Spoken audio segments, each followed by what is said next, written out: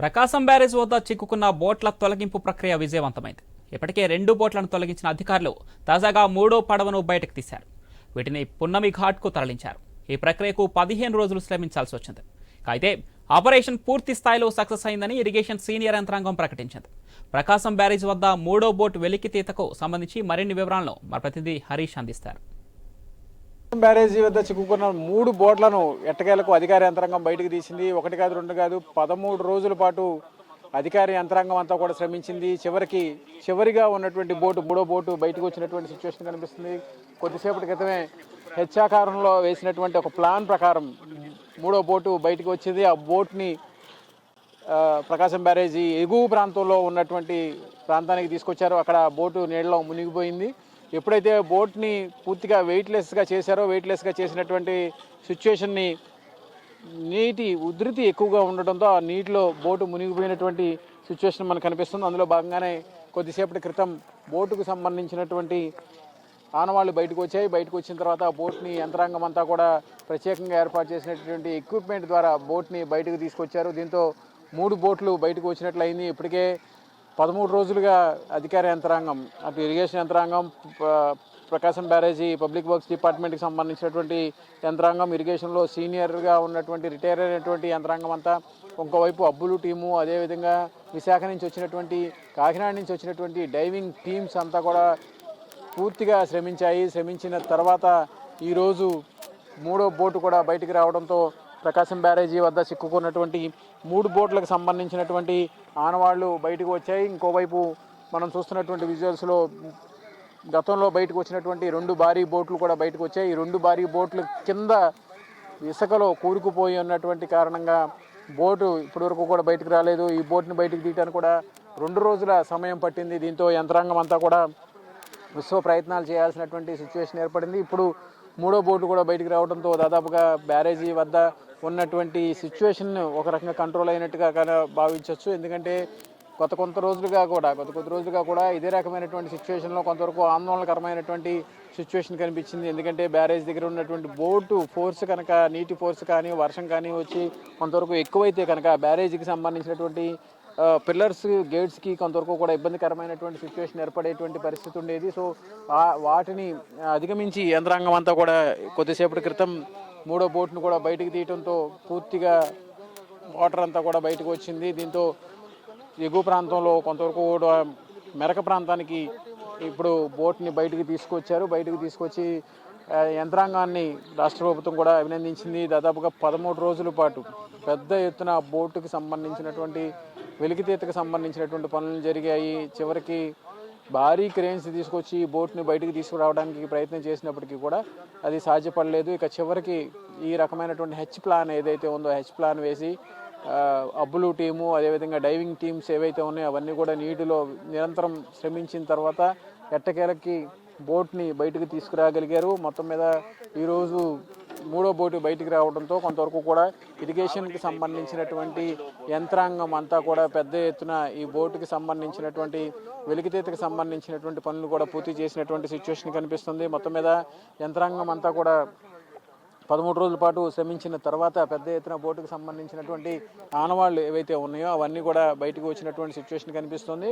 అధికారికంగా ఇరిగేషన్కి సంబంధించినటువంటి యంత్రాంగం కూడా ప్రకటించారు 3 బోట్లు మాత్రమే ఉన్నాయని చెప్పి. సో పూర్తిగా నీళ్లలోకి వెళ్ళి చూసినటువంటి డైవింగ్ టీమ్స్ ఏవైతే ఉన్నాయో ఆ డైవింగ్ టీమ్స్కి సంబంధించినటువంటి శ్రమ కూడా దాదాపు 13 రోజుల తర్వాత ఫలించినటువంటి సిచ్యువేషన్ కనిపిస్తుంది. ప్రకాశం బ్యారేజీ ప్రస్తుతం మనం చూస్తున్న ప్రకాశం బ్యారేజీ ఎగువ ప్రాంతంలో ఉన్నటువంటి సిచ్యువేషన్ చూస్తున్నాం. ఎగువ ప్రాంతంలో వాటర్కి సంబంధించినటువంటి లెవెల్స్ ఇప్పటికీ ప్రకాశం బ్యారేజ్ దగ్గర 11 అడుగుల వాటర్ లెవెల్ ఉంది. ఆ 11 అడుగుల వాటర్ లెవెల్కి సంబంధించినటువంటి అంశాలు ఏవైతే ఉన్నాయో ఇప్పుడు ప్రెజెంట్ మెయింటైన్ చేస్తూ వస్తున్నారు. బ్యారేజ్ దగ్గర ఉన్నటువంటి బోట్స్ ఏవైతే ఉన్నాయో ఆ బోట్స్కి సంబంధించినటువంటి ఆనవాళ్ళకి సంబంధించి ఇప్పటికీ కూడా మనకి కనిపిస్తున్నటువంటి సిచ్యువేషన్ కనిపిస్తుంది. 3 బోట్లను చిక్కుకున్నటువంటి 3 బోట్లను బయటకు తీసుకురావడానికి భారీగా యంత్రాంగం అంతా కూడా ప్రయత్నం చేసినటువంటి సిచ్యువేషన్ కనిపిస్తుంది. అందులో భాగంగానే ఇప్పుడు ఇక్కడ ఏర్పాటు చేసినటువంటి బోట్స్ ఏవైతే ఉన్నాయో ఆ బోట్స్కి సంబంధించినటువంటి ఆనవాళ్లతో పూర్తిగా బోట్లను బయటికి తీసుకురావడానికి కూడా జరుగుతున్నటువంటి ప్రయత్నాల్లో భాగంగానే యంత్రాంగం అంతా కూడా పనిచేస్తుంది. బెకంకి సంబంధించినటువంటి సంస్థ, ఇరిగేషన్ యంత్రాంగం, అదేవిధంగా పీడబ్ల్యూ వర్క్స్కి సంబంధించినటువంటి యంత్రాంగం అంతా కూడా ప్రస్తుతం బోట్ని బయటకు తీసుకురావడానికి చేసినటువంటి ప్రయత్నం యంత్రాంగం విశ్రమించకుండా పనిచేసినటువంటి సిచ్యువేషన్ కనిపించింది. సో ఇప్పుడు ఈ మూడో బోటు కూడా బయటికి రావడంతో యంత్రాంగం అంతా కూడా ఊపిరి పీల్చుకున్నటువంటి సిచ్యువేషన్ మనకు కనిపిస్తుంది. ఎందుకంటే ఇన్ని రోజులు పూర్తిగా నీళ్లలోనే ఉన్నటువంటి సిచ్యువేషన్ మనకి కనిపించింది. ఇందులో భాగంగానే ప్రకాశం బ్యారేజీ ఎగువ ప్రాంతానికి సంబంధించినంత వరకు కూడా జరిగినటువంటి రెస్క్యూకి సంబంధించినటువంటి ఆపరేషన్లో యంత్రాంగం అంతా కూడా పెద్ద ఎత్తున పాల్గొన్నటువంటి సిచ్యువేషన్ కనిపిస్తుంది. మనతో మాట్లాడేందుకు నిరంతరం శ్రమించినటువంటి ఇరిగేషన్కి సంబంధించినటువంటి యంత్రాంగం, రిటైర్ అయినటువంటి నిపుణులు కూడా ఉన్నటువంటి సిచ్యువేషన్ మనకు కనిపిస్తుంది. వాళ్ళతో మాట్లాడించేటువంటి ప్రయత్నం చేద్దాం.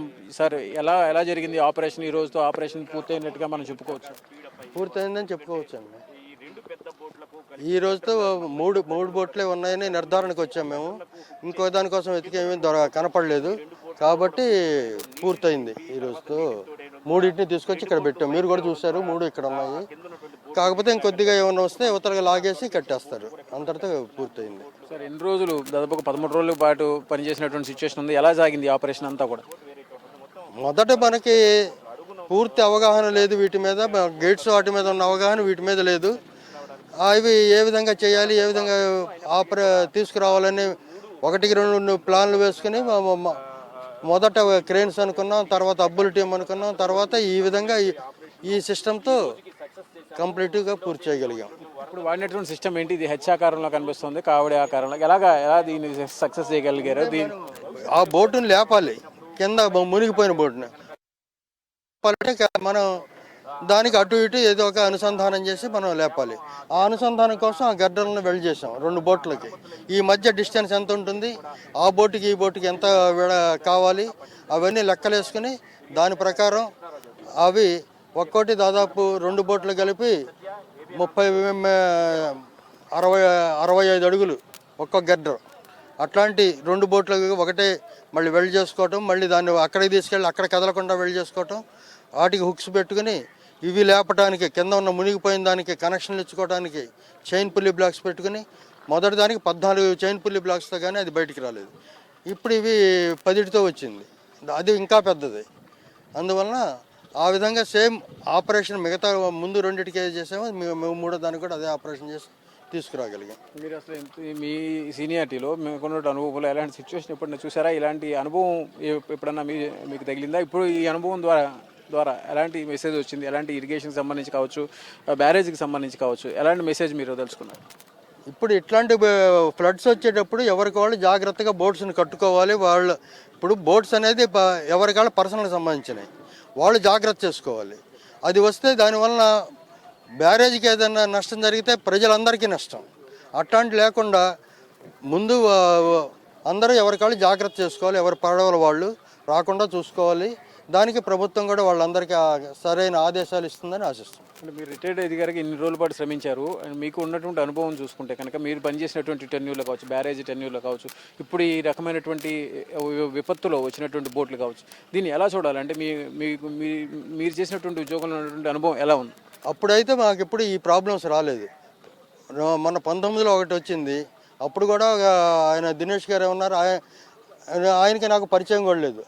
ఆ పరిచయంతో మామూలుగా అసలు ఏం చేయాలి సార్ అని, ఫ్లడ్ వచ్చింది ఎట్లా ఉండాలని ఆయన అడిగారు. తర్వాత మెల్లిగా అది వచ్చిన తర్వాత 2 రోజుల తర్వాత 3 రోజుల ఫ్లడ్ తగ్గింది, ఎట్లా తీయాలి ఏంటనేది అప్పుడు కూడా ప్రయత్నాలు చేసాం. వీళ్ళే బెక్కం టీం వాళ్ళే అప్పుడు చేశారు. అప్పుడు వేరే ఇంకో టీం వచ్చింది కానీ అది సక్సెస్ కాలేకపోయారు. తర్వాత ఈ బెక్కం వాళ్ళు వచ్చి అప్పుడు ఏంటంటే అది చిన్న బోటు. ఆ బోట్ని ఏంటంటే మా గేట్ చైన్కి అది వేసి ఇది వేసి ఇంకొక చైన్ పుల్లి బ్లాక్స్ అన్నీ వేసి ఆ రోజు తీయగలిగాం. అది నాకు మొదటి అనుభవం. తర్వాత ఇదే పెద్ద అనుభవం, మనం కూడా నేర్చుకున్నాం.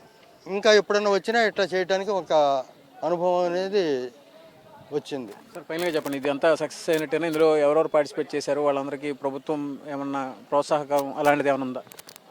ఇప్పుడు ప్రభుత్వం ఆదేశాల ప్రకారం అందరం చేసాము, అందరికీ తెలుసు. ప్రభుత్వం పై అధికారులు వాళ్ళు కూడా ఇప్పుడంటే ఈ 2 రోజుల నుంచి రాలేదంటే వాళ్ళు కూడా మా నిరంతరం వచ్చి ఎట్లా జరుగుతుంది ఏంటి ఏ విధంగా తీసుకురావాలని అందరం వాళ్ళ సహకారం వాళ్ళ దీనితోనే బెక్కం టీం వారు, వైజాగ్ నుంచి వచ్చిన సీ లైన్ డైవింగ్ టీం వారు, అబ్బుల టీం, సదాశివరావు గారు అందరూ కలిసి పనిచేస్తేనే ఇవి సంపూర్తిగా పూర్తి చేయగలిగాం. మొత్తం మీద ఈ రోజుతో బెకాసం బ్యారేజీ దగ్గర ఉన్నటువంటి 3 బోట్లకు సంబంధించినటువంటి సమస్య పరిష్కారమైంది. ఇరిగేషన్ యంత్రాంగం ప్రత్యేకమైనటువంటి టీమ్స్ చేసినటువంటి కృషితో ఈ రోజుతో ఆపరేషన్ ముగిసినట్టుగా కూడా యంత్రాంగం ప్రకటించింది. కెమెరా పర్సన్ కిషోర్తో హరీష్, ఐ న్యూస్, విజయవాడ నుంచి.